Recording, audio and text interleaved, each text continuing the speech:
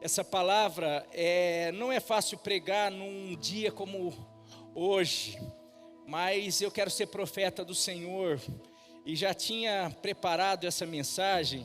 Eu mudei o tema para não ficar meio estranho, porque senão as pessoas podem pensar, mas para você ter uma noção daquilo que Deus já queria trabalhar em nós, eu tinha colocado o tema ontem, o caminho da virada, mas eu mudei hoje.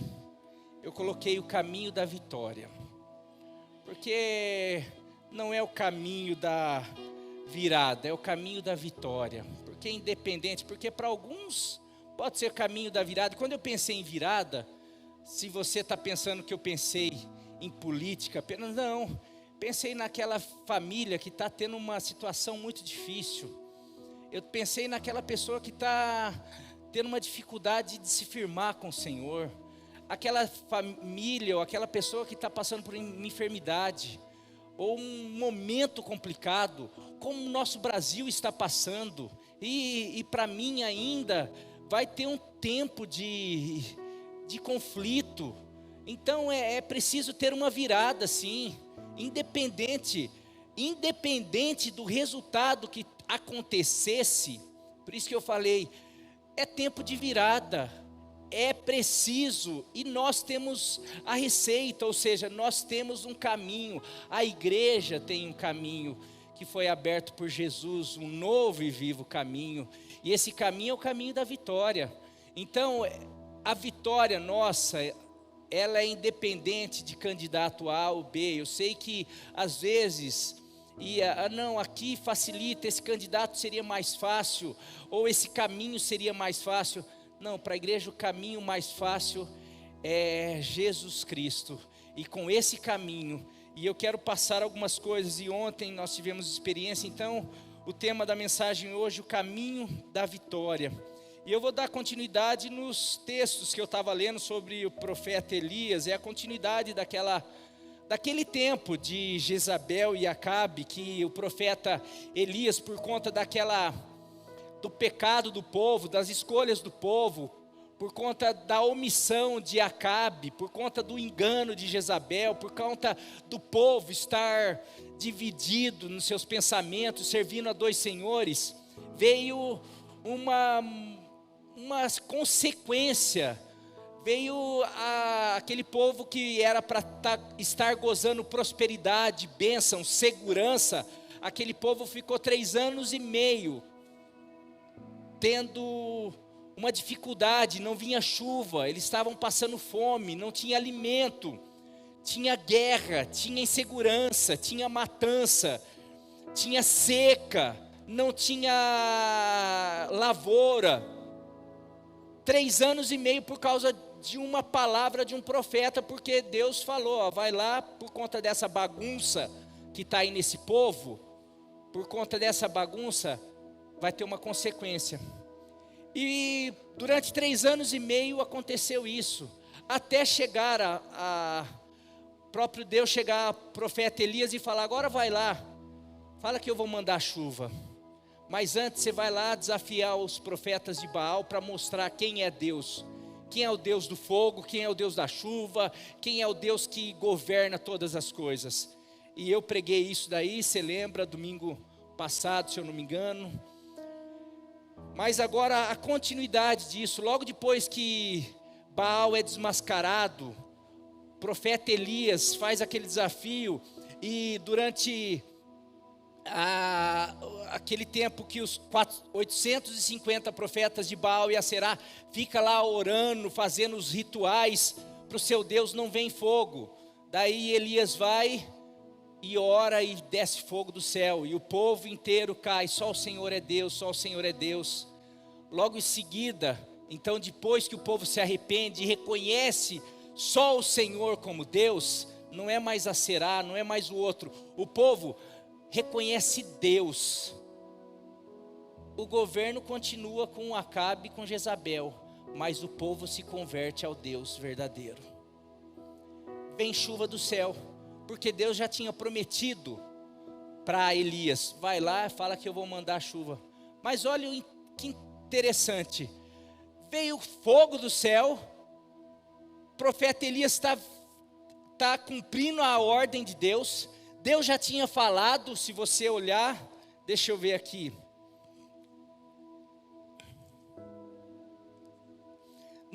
no capítulo 18, no versículo 1, olha: depois de um longo tempo, no terceiro ano da seca, depois de 3 anos e meio, a palavra do Senhor veio a Elias: vá apresentar-se a Acabe, pois enviarei chuva sobre a terra.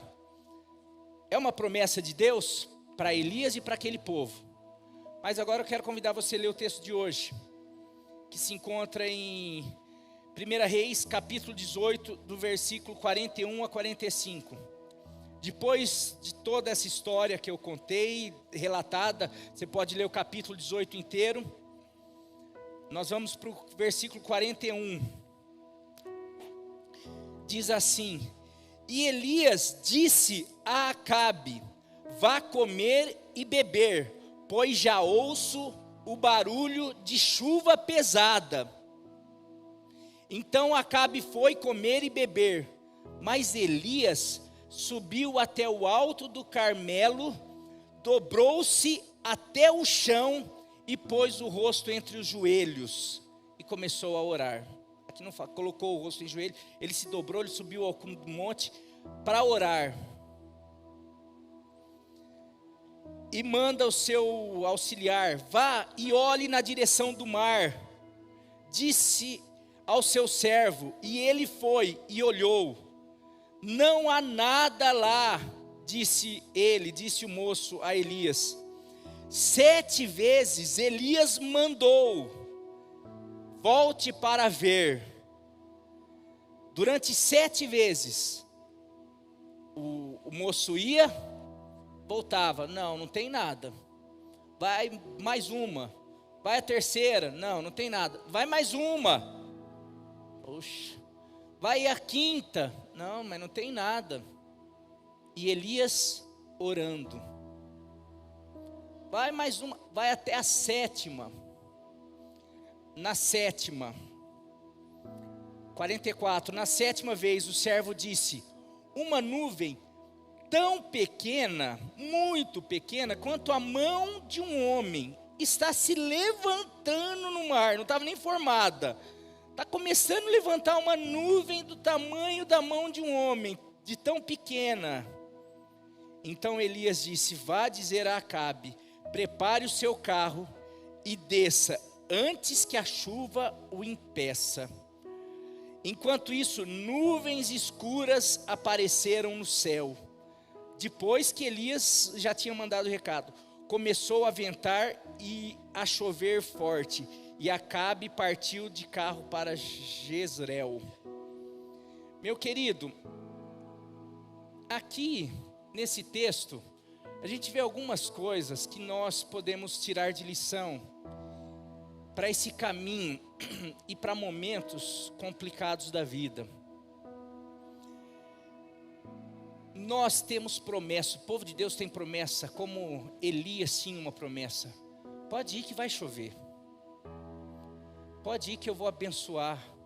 Se o meu povo se humilhar e orar e buscar a minha face, e se converter dos seus maus caminhos, eu ouvirei do céu.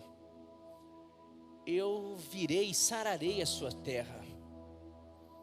Eu vou mudar a história do meu povo.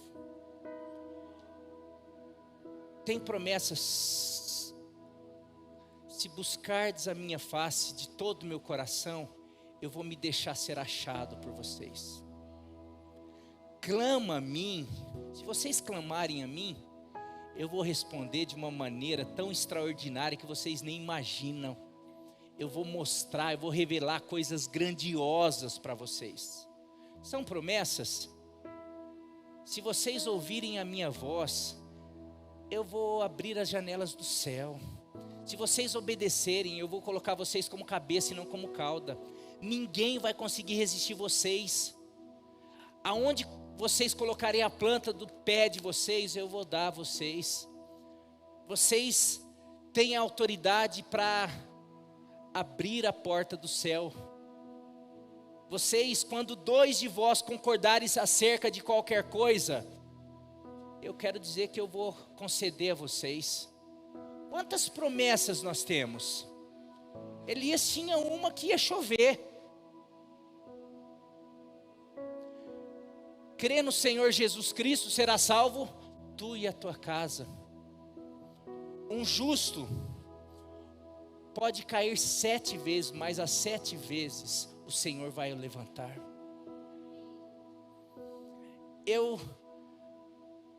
Davi falando, eu já fui jovem, hoje sou velho, mas nunca vi um justo desamparado, nem a sua descendência mendigar o pão.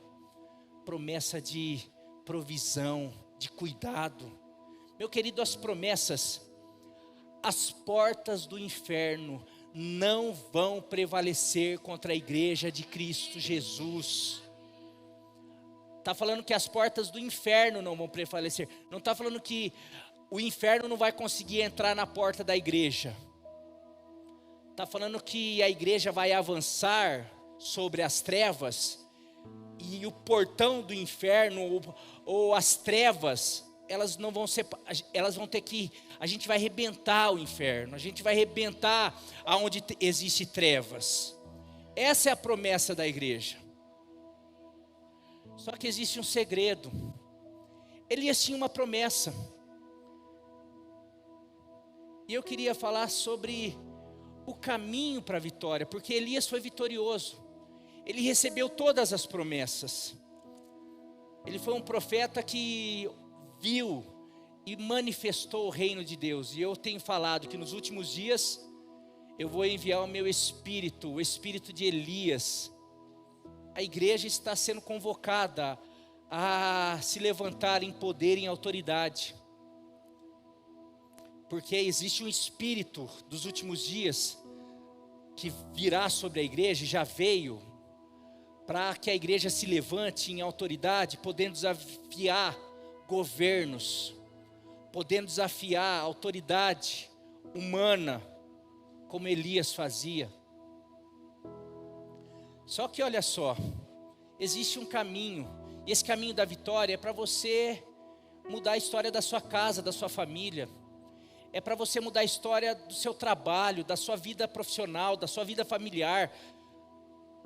Porque às vezes a gente está querendo mudar a história da nação, mas a gente não consegue mudar a história da minha vida.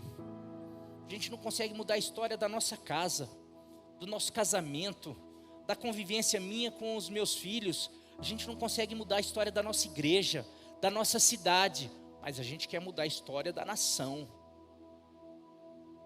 A gente não consegue mudar a história da igreja, mas a igreja quer mudar a história do mundo.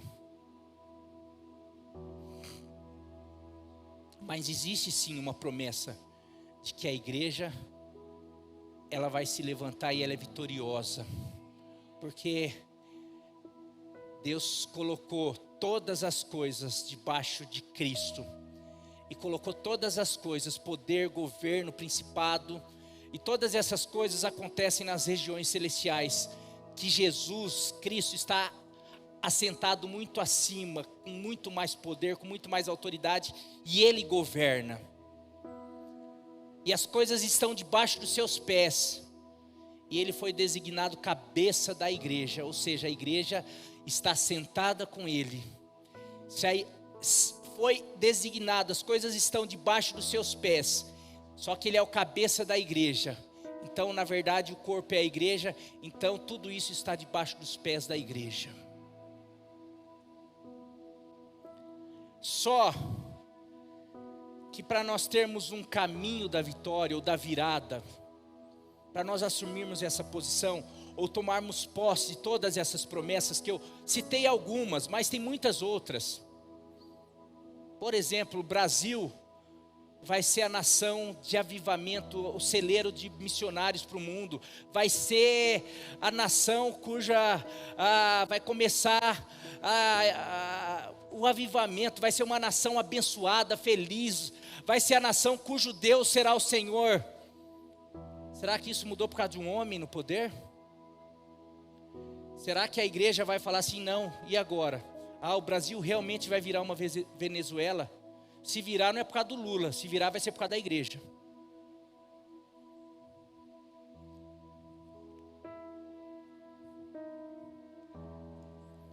Porque Balaão, como eu falei nos homens, e eu convido a igreja inteira a assistir a pregação que eu falei nos homens, que daria para ser uma continuidade do que eu preguei domingo.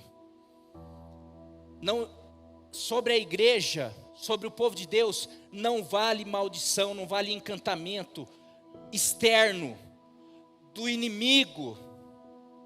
E o inimigo sabe disso. Por isso que ele tenta trazer espírito de engano, levar a igreja ao erro. Porque daí quando a igreja começa a errar, não é o inimigo que vem, traz maldição. Isso é a própria consequência dos princípios de Deus que a igreja está quebrando. Quando a igreja quebra princípio, quando o povo de Deus quebra princípio, o princípio de Deus quebra a igreja. Ou quebra o homem. Mas eu quero te dar a receita do caminho da vitória, para que o Brasil, para que você, para que a tua casa, para que a tua família, para que essa igreja continue crescendo, porque para mim foi ligado algo. Ontem o Lucas falou, aconteceu um movimento nas regiões celestiais, e eu não tenho dúvida que aconteceu. Agora, é o começo de algo. Agora a gente vai ver se isso vai continuar ou vai parar. Aonde estava o coração da igreja? O coração da igreja está realmente no Senhor, na vontade dEle, e a vontade dEle vai ser feita independente de homens, de poder, de governo, de autoridade, porque a vontade dEle é estabelecida pela igreja, através da igreja, através da minha vida, através da minha intercessão, através do meu exemplo, através do meu posicionamento, do meu exemplo e da minha oração. Seja feita a tua vontade aqui na terra como ela é feita no céu. E a gente vai ver isso daí com o próprio profeta Elias. Esse texto aqui que nós lemos, caminho da vitória, primeiro caminho, primeira parte desse caminho, primeira coisa que nós precisamos é a oração, meus queridos. Ou eu poderia colocar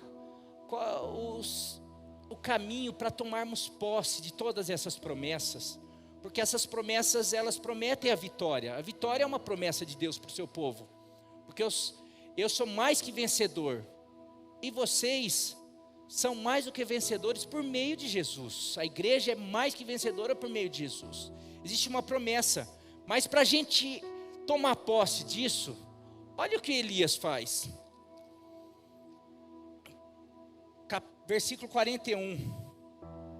Elias disse a Acabe: vá comer e beber, pois já ouço o barulho de chuva pesada. Ele está declarando: eu tenho certeza que a promessa de Deus, que Ele falou que vai mandar chuva, que agora é tempo de chuva, vai acontecer. Então Acabe foi comer e beber, mas Elias subiu até o alto do Carmelo e dobrou-se até o chão e pôs o rosto em terra entre os joelhos e começou a orar. Mas se tem promessa, por que precisa orar? Elias, já está, só fala. Acabe, pode ir porque vem chuva.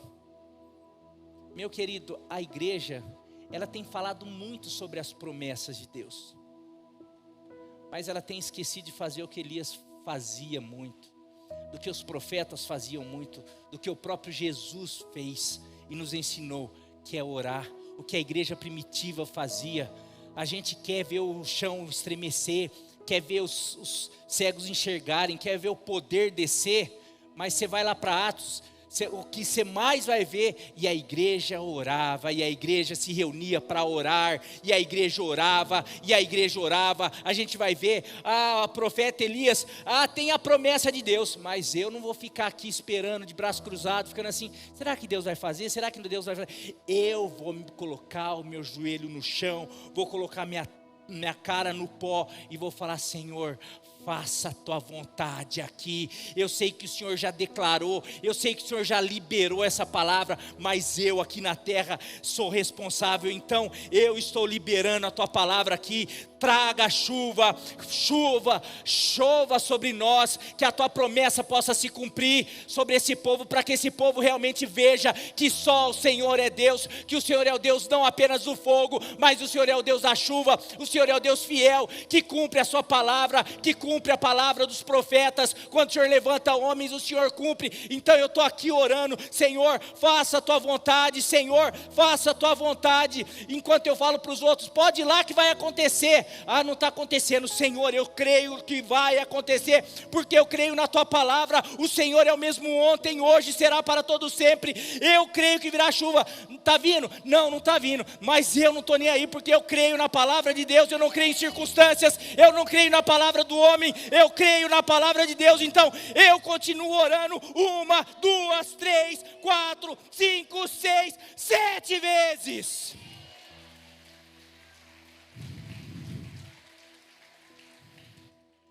Sabe, meus queridos, a gente quer ver promessa de Deus se cumprir na nossa vida sem orar. A gente quer experimentar as promessas de Deus só acreditando. Mas eu quero dizer que a oração é uma confirmação da sua fé nas promessas de Deus.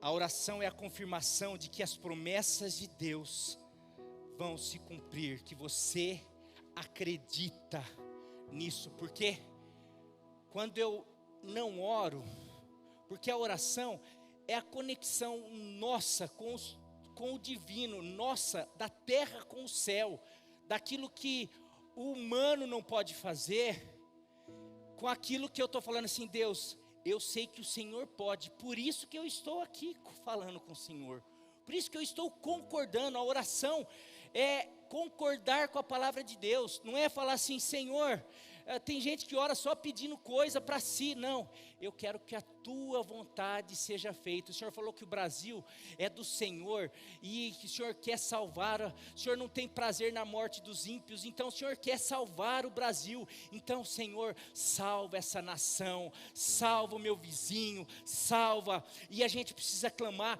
que o teu espírito, tudo aquele espírito de cegueira possa se rebater em retirada, que o Senhor comece a abrir. Você vê Paulo orando, você vê nas cartas, ele escrevia carta, em Efésios ele faz 2 orações, Senhor, que o Senhor, oro, me coloco, por essa causa me coloco de joelho, para quê? Para que os olhos dele sejam abertos, sejam iluminados, sabe? A gente precisa orar, a gente está falando, a gente fica correndo para lá e para cá, mas não tem tempo. E a hora que a gente vai orar, a gente ora 5 minutos, e de repente ora amanhã também. A gente ora 21 dias, e daí não acontece. Você foi lá ver qual foi o resultado das eleições? O que aconteceu? Tá vendo, não adianta orar. Você foi lá na terceira vez, tá vendo, não tem nuvem, não tem sinal de chuva. Então você já foi lá naquela consulta, qual foi o diagnóstico? Foi complicado, teve isso. Marinho, você está com uma semana passando mal, e aí você está orando, e você começou a orar e nada ainda, você está, continue a orar, o profeta Elias, não fala que ele, peraí, deixa eu ir lá conferir, deixa eu lá ver, deixa eu ver como, não.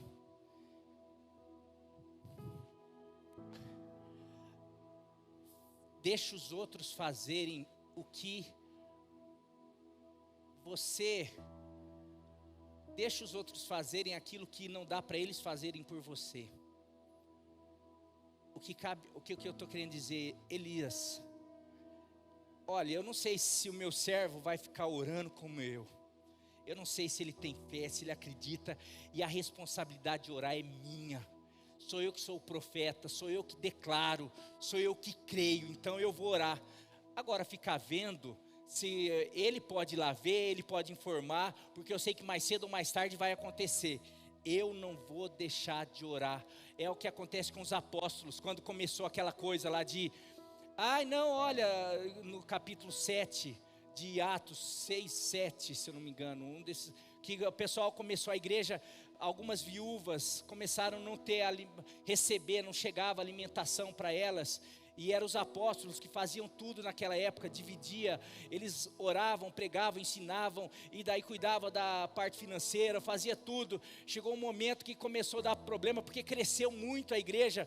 Chegou um momento que eles falaram assim, opa, peraí, vamos escolher outras pessoas para cuidarem disso, porque quanto a nós, a gente não pode negligenciar ou deixar o ministério da oração e do ensino. A gente precisa ficar orando pela igreja, a gente precisa orar para que os milagres aconteçam, a gente precisa orar para que realmente aquilo que Jesus outorgou, aquilo que Jesus declarou sobre nós, aquilo que Jesus quer que aconteça, a gente declare aqui, porque Ele nos ensinou, porque Ele vivia orando. Ah, meu Pai, Deus é soberano, eu sei que Ele é soberano, mas se Ele é soberano, porque o próprio Jesus, enquanto esteve aqui, que era, não deixou de ser soberano, orava. Nós precisamos orar, e não é orar, a gente fala, aqui a gente tem falado, e está ali, eu vi Marcos e Fernanda, que já contaram o testemunho dos gêmeos, do Samuel e do Miguel, e tão lindos, mas diante de um diagnóstico negativo, complicadíssimo, e que a gente podia falar que por 6 vezes, todas as vezes que ia no médico, eles oravam, iam no médico, com esperança, e agora? Cadê a nuvem do tamanho da mão do homem? Cadê um sinal? Não, ainda não tem. Poxa, mas vamos continuar orando. E aí agora, e agora no 5º mês, e no 4º mês, e aí? Não, mas eles não pararam de orar, e daí eles fizeram um compromisso com Deus, desde o primeiro momento. Eles levantavam, se eu não me engano, às 3 horas, 4 horas da manhã, e o Marcos levantava às 5 horas para trabalhar, todo dia, mas eles todos os dias, falou, era fácil? Não, tem uma promessa, eu vou confiar, porque nós declaramos, o pastor foi lá, orou, então vou confiar, porque muita gente é isso, pastor ora, o pastor orou, não, e às vezes, não, o pastor orou, o outro pastor orou, a igreja está orando, porque tem muita gente é isso, não, deixa lá, não, nós vamos orar, todos os dias, até o nascimento das crianças, independente, e aí, sinal, não, tem promessa, a gente compartilhou, a Fernanda compartilhou promessas de família, tudo, e tinha promessa, mas não, o que nós vamos fazer? Vamos subir no monte e orar, vamos fazer como Elias, vamos fazer, e daí no último momento lá, a gente ligando para eles, a Fernanda lá, a gente ligava para eles, a gente saía confortado, a gente ligava para confortá-los, a gente era confortado por eles, pela fé, mas não, era uma fé que era gerada no monte, no cume do monte, na oração, e daí vem esse resultado, essas crianças que Deus quiser estão ali, logo tem o Miguel que dança mais do que o Samuel vai ser mais é o Miguel que dança mais, né?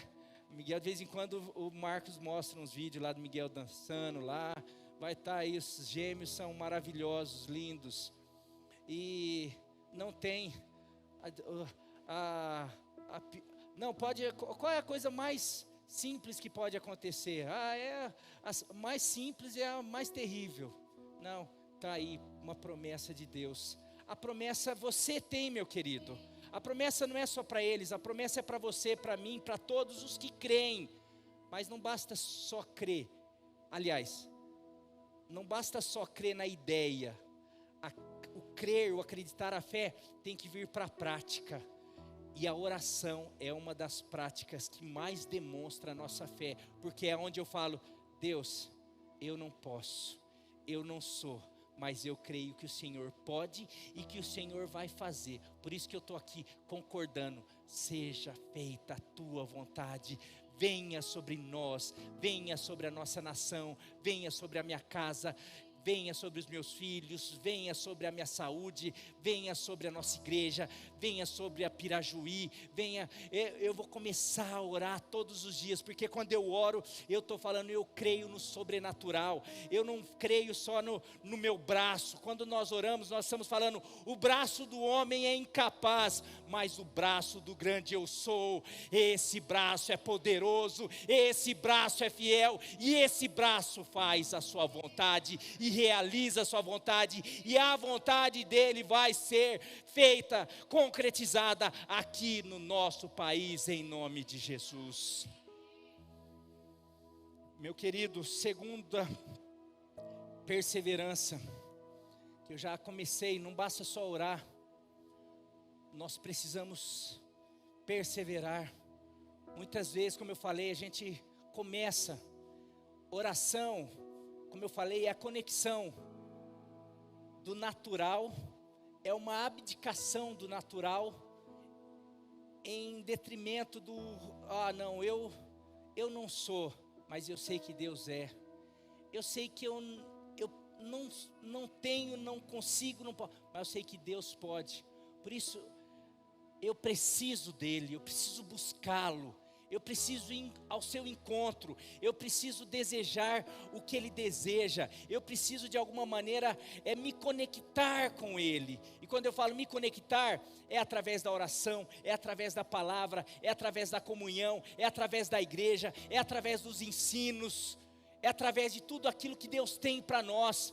Mas às vezes a gente começa, a gente dá passo, a gente começa na igreja, a gente começa a ouvir algumas coisas, a gente começa a crescer espiritualmente, mas a hora que a gente, depois de 3 idas até o monte, e perceber que as promessas, que o casamento não melhorou, que o filho não voltou para o Senhor, que não fui curado, a hora que a gente começa a perceber que relacionamento na igreja é complicado, porque tem gente e tem gente complicada, quase igual você, e daí já de complicado já chega você, mas você acha que você não é complicado, você acha que é só os outros que é complicado, então é mais fácil ficar sozinho, né, porque, e assim por diante. Então, você quer saber?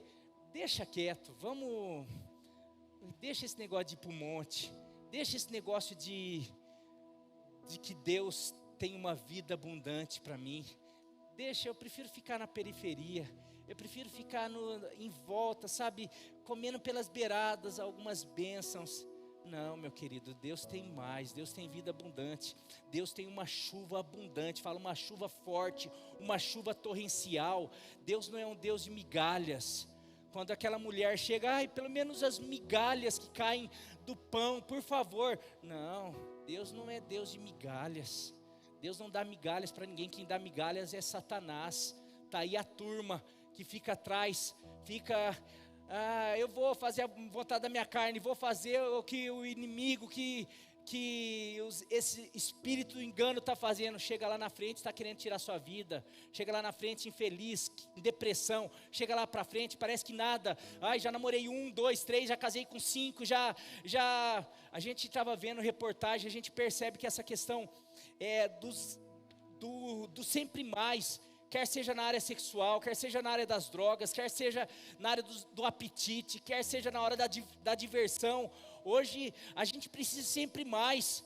Está aí, os jogos aí, esses joguinhos, cuidado, meus queridos, com esses joguinhos de esporte bet, não sei o que, vou apostar, vou brincar, porque eu sei, começa com 10, começa com 5, daí ganha um pouquinho, isso daí já vi gente, tem testemunho, quero trazer um rapaz de Marília, para testemunhar. Ele falou assim, pôquer, jogo de baralho, é a heroína, em relação, fazendo uma simulação de droga, porque é mais caro você ir para um cassino. Ele falou, mas é danoso demais, acaba com vida. Esses jogos de apostas de baralho. E ele falou, esses jogos esportivos é o crack. É o crack, porque todo mundo tem acesso. Hoje aí parece brincadeira, tal. Fica aí, mas na hora que a pessoa percebe, está afundada, está destruída por causa disso daí. Então, mas por quê? Porque por causa do mais. Hoje é 5, amanhã eu ganhei 10, amanhã ganhei 100, amanhã perdi 200, mas eu já ganhei 100, então daí eu ouvi que alguém ganhou 500, então é sempre assim. É sempre a pessoa, daí a gente tava, sexo, da mesma maneira, hoje não, puxa, não tem mais prazer com uma pessoa, com a esposa, com o marido, tal, eu preciso começar a ver outras coisas, vou para a pornografia, e daí na pornografia abre um leque, nossa, como que será, deve ser isso, e daí começa e não tem fim. Ontem a gente estava reparando, nós percebemos, começamos a ver um negócio, chamou a atenção da gente, sobre uma reportagem sobre Las Vegas, e como que é a cidade do pecado, né? A cidade do pecado. E a gente começou a ver assim que os gerentes de hotel falando o que as pessoas procuram. É um negócio que você fica assim. E daí todos falando, não, eles sempre querem mais. Todos sempre querem mais. É isso. O ser humano, ele está sempre querendo mais, sempre querendo mais. E daí o que acontece? Eu vou dar ouvido, vou querer. Chega uma hora que não tem mais. O mais, sabe o que é? É o abismo. O mais é a depressão. O mais é a penitenciária. O mais é o bagaço da laranja que o inimigo fala, tá, pronto. Agora Jesus não. Jesus, ele quer você. Só que para isso, você precisa perseverar, meu querido. Salmo, volte 7 vezes, não desista até ver a promessa do Senhor se cumprir, meu querido, não desista. Salmo 27, 13, coloca aí Salmo 27, 13, a Nilva leu ontem.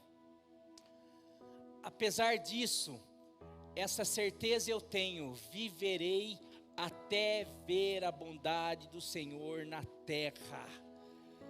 Eu vou viver.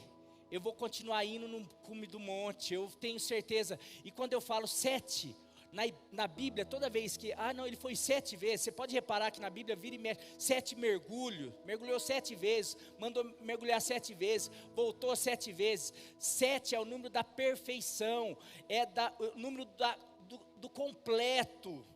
Ou seja, a lição não é 7, a lição é até completar o ciclo.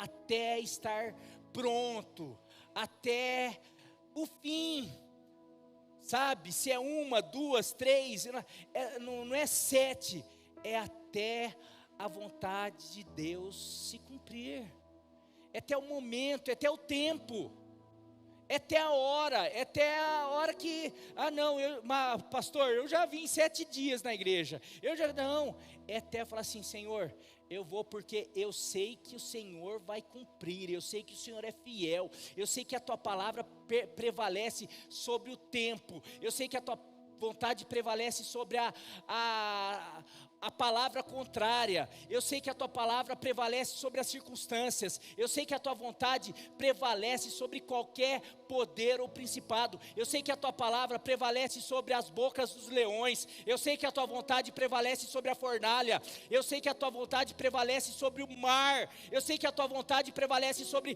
todo o poder, quer seja da natureza, quer seja do homem, qualquer poder natural, diante da tua palavra, tudo rui, tudo cai, tudo estremece. Então, eu mesmo que tenha que perseverar, continuar, eu vou continuar, porque eu estou firmado nessa palavra aqui. Os céus vão passar, a terra, o homem, todas as coisas vão passar, mas a tua palavra vai permanecer para sempre.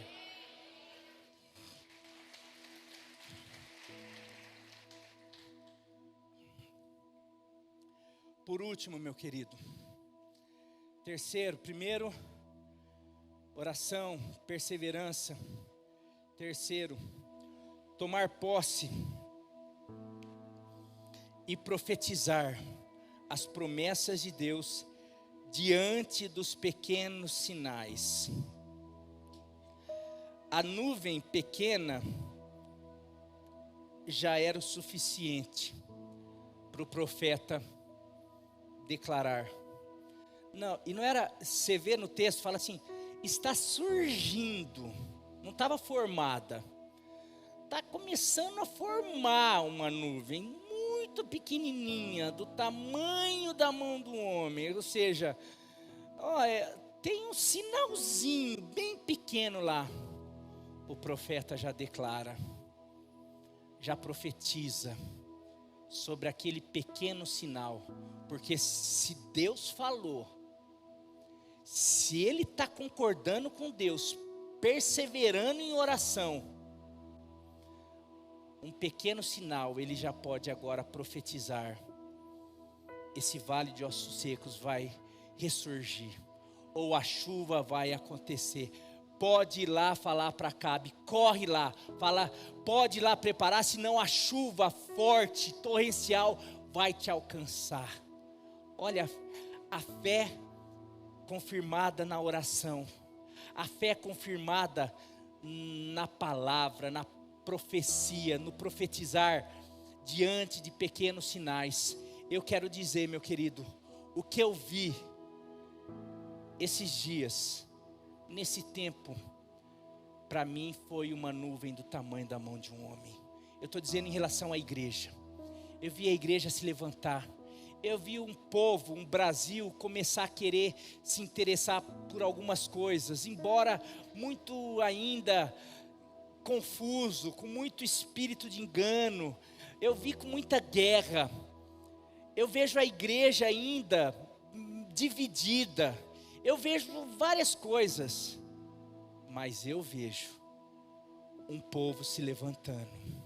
Eu vejo uma nuvem do tamanho da mão de um homem surgindo. E eu, como profeta, eu quero falar para você que é sinal. Eu estou falando e falo para as regiões celestiais. Pode fugir, porque está vindo uma chuva abundante. O avivamento de Deus está chegando na nação brasileira.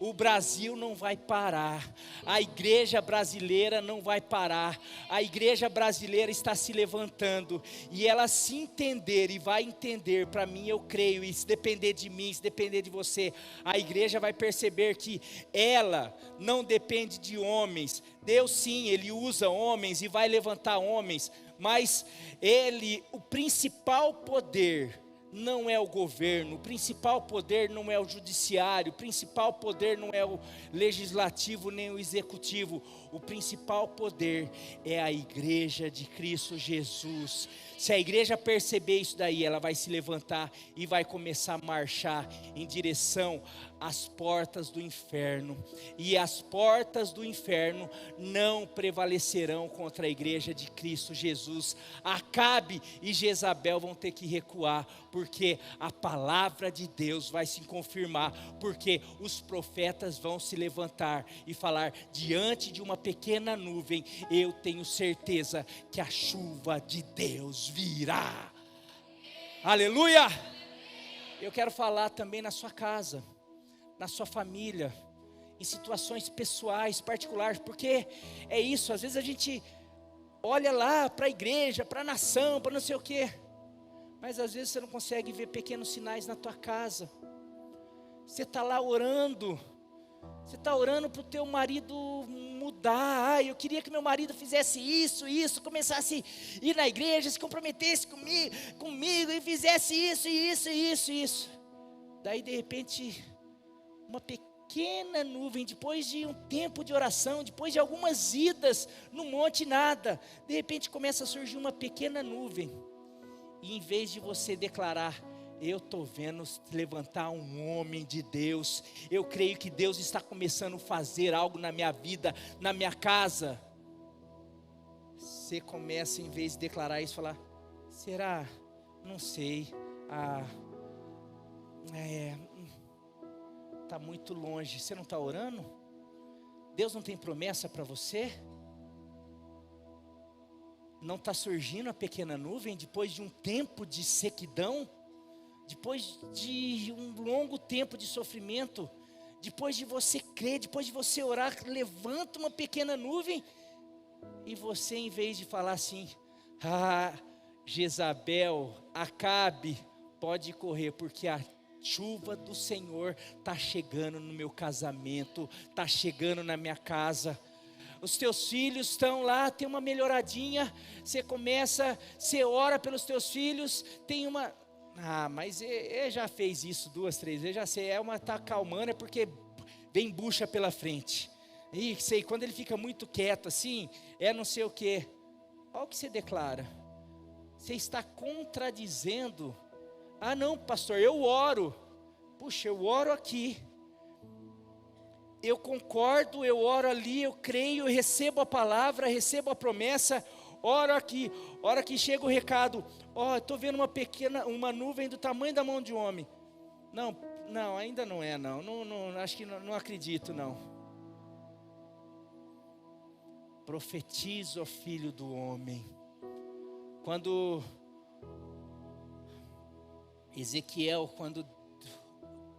Deus fala com Ezequiel, veja esse vale de ossos secos, acaso podem voltar a viver? Ezequiel fala certo, Senhor, eu não sei, Tu o sabes. A resposta é, então profetiza. Ou seja, sabe, Deus quer falar para Elias, estava falando para Ezequiel e hoje está falando para mim e para você. A minha parte eu já fiz, eu já liberei promessas e mais promessas, eu já liberei a chuva, eu já liberei as bênçãos, eu já conquistei, já mandei meu filho para morrer, para conquistar tudo ali, para que o poder da ressurreição pudesse pairar sobre a vida de vocês. Agora, começa a orar, começa a acreditar, começa a se posicionar e começa a profetizar. Quando Deus está falando para Ezequiel, agora é com vocês. Eu não sei, tu sabes, eu sei, já declarei. Eu quero que esse exército, e aquele exército representava Israel, e hoje nós somos o Israel. Senhor, será que Tu queres que a igreja passe por... Senhor, quer que a gente sofra, quer que a gente vire, oprimido, quer o quê? Senhor, quer que a gente vire uma casa de vale de ossos secos? Não, eu quero que vocês se tornem luz do mundo e sal da terra. Agora, mas o que a gente faz? O Senhor quer? Não sei se o Senhor... gente, puxa, vão para a Bíblia, começa a ler um pouquinho. Sai da internet, sai da Netflix, começa a ver, porque daí vocês vão ver que depende de vocês. Agora é com você, Ezequiel, agora é com você, Elias, agora é com você, Marinho, agora é com você, André, agora é com você, Nilva, agora é com você, Lucas, agora é com você, Pastor Mário, agora é com você, Pibe Pirajuí. Profetiza, ore, persevere, porque daí você vai ver a bondade do Senhor na terra dos viventes, não é na eternidade. Você vai ver a bondade do Senhor, você vai ver a promessa do Senhor, a chuva abundante nessa terra, nessa vida, nos teus filhos, nas futuras gerações. Em vez de ficar, se a igreja se levantar, como se levantou para fazer política, e a gente tinha que fazer, não sou contra, só estou falando que a igreja se levantou e fez.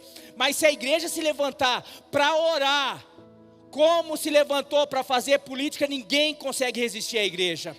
Se a igreja perseverar para fazer a vontade de Deus, para cumprir a aliança, como se levantou para de alguma maneira brigar, para esbravejar, meu querido, não tem Lula, não tem Bolsonaro, não tem esquerda, não tem direita, tem a cruz do Calvário na nossa frente, tem o poder da ressurreição, tem as regiões celestiais, como ontem eu falei, tendo que fugir diante do clamor, diante da adoração, diante da fé, diante do posicionamento da igreja, porque a igreja entendeu que ela sim tem o poder que foi manifesto na cruz do Calvário, que foi manifesto em Jesus. A igreja tem o dunamis, o poder de Deus. A igreja foi a promessa de Deus para esse mundo. A igreja é a resposta de Deus para o mundo.